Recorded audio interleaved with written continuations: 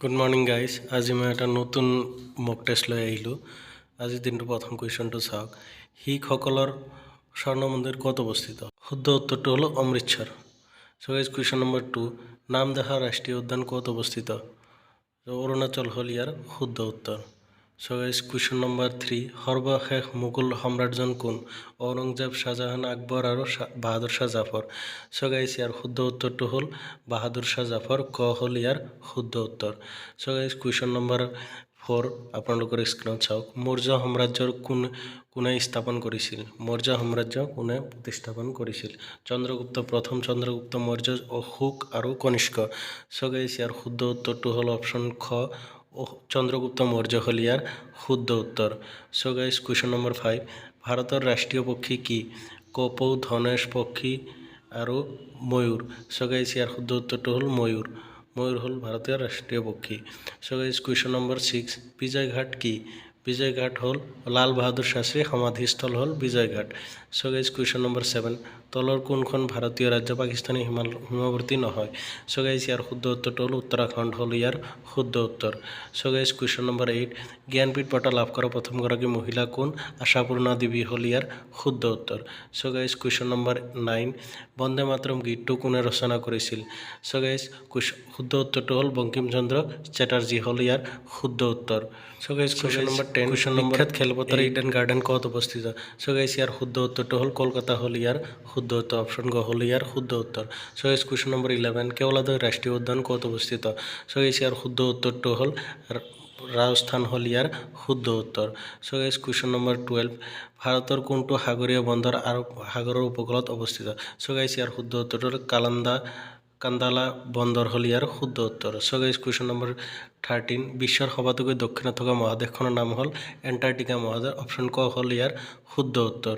চ' guys question number 14, Bharat Ratna সন্মানেৰে সন্মানিত ক্ৰিকেটাৰগৰাকী কোন? চ' গাইজ ধোনী, বিৰাট কোহলি, মানকাৰ আৰু শচীন তেণ্ডুলকাৰ। চ' গাইজ ইয়াৰ শুদ্ধ উত্তৰটো হ'ল শচীন তেণ্ডুলকাৰ হ'ল ইয়াৰ শুদ্ধ উত্তৰ। So' guys question number 15, Ashok চক্ৰটোত কিমানডাল শলা আছে? চ' গাইজ 12টা, 26টা, 24টা, 30টা। চ' গাইজ শুদ্ধ উত্তৰটো হ'ল 24টা হ'ল ইয়াৰ শুদ্ধ উত্তৰ। So' guys question number 16, Ahom সাম্ৰাজ্যৰ শেষ ৰজাজন কোন আছিল?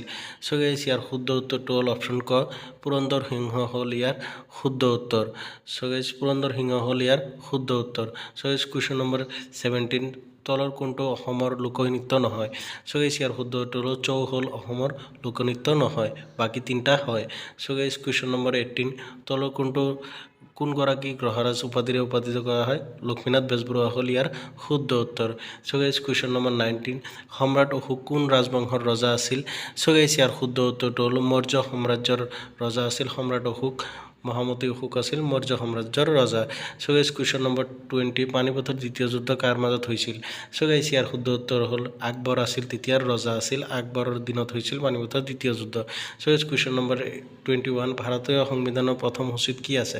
ৰাজ্য আৰু কেন্দ্ৰ শাসিত অঞ্চলসমূহ নিৰ্ধাৰিত সূচীসমূহ আছে 1ত। চ' কুৱেশ্যন নম্বৰ 22, তলৰ কোনটো ৰাজ্যসভাৰ অধ্যক্ষ কোনে কৰে? উপৰাষ্ট্ৰপতি হ'ল ইয়াৰ শুদ্ধ উত্তৰ। ৰাজ্যসভাৰ অধ্যক্ষতা কৰে। কুৱেশ্যন নম্বৰ 23, মিটাৰ প্ৰতি ছেকেণ্ড কিহৰ একক? চ' গাইজ ইয়াৰ শুদ্ধ উত্তৰ হ'ল গতিৰ একক হ'ল মিটাৰ প্ৰতি ছেকেণ্ড। চ' গাইজ কুৱেশ্যন নম্বৰ 24, তলৰ কোনটো দ্ৰব্য নীলা লিটমাছ ৰঙা কৰে? চ' গাইজ ইয়াৰ শুদ্ধ উত্তৰ হ'ল এচিড হ'ল ইয়াৰ শুদ্ধ উত্তৰ। চ' গাইজ কুৱেশ্যন নম্বৰ 25, এটা মৌল কিহেৰে গঠিত? চ' গাইজ ইয়াৰ শুদ্ধ উত্তৰটো হ'ল পৰমাণু হ'ল ইয়াৰ শুদ্ধ উত্তৰ। পৰমাণুৰ দ্বাৰা এটা মৌল গঠিত হয়। চ' গাইজ কুৱেশ্যন নম্বৰ 26, আমি খাদ্য হিচাপে ব্যৱহাৰ কৰা আলু কিহৰ বিকাশিত ৰূপ? চ' গাইজ ইয়াৰ শুদ্ধ উত্তৰটো হ'ল শিপা হ'ল ইয়াৰ শুদ্ধ উত্তৰ। শিপাৰ বিকাশিত ৰূপ হ'ল আলু। চ' গাইজ কুৱেশ্যন নম্বৰ 27, তলৰ কোনটো জলৰ হৈ আছে? তলৰ কোনটো মানৱ দেহৰ আটাইতকৈ ডাঙৰ গ্ৰন্থি?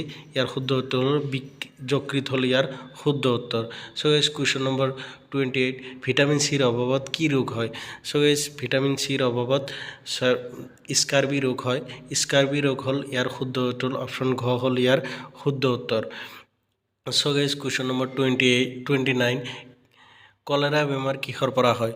চ' গাইজ কলেৰা বেমাৰ হয় কলেৰা বেমাৰ কিহৰ পৰা হয়? চ' গাইজ ইয়াৰ শুদ্ধ উত্তৰটো হ'ল অপশ্যন ঘ, বেক্টেৰিয়াৰ পৰা কলেৰা বেমাৰ হয়।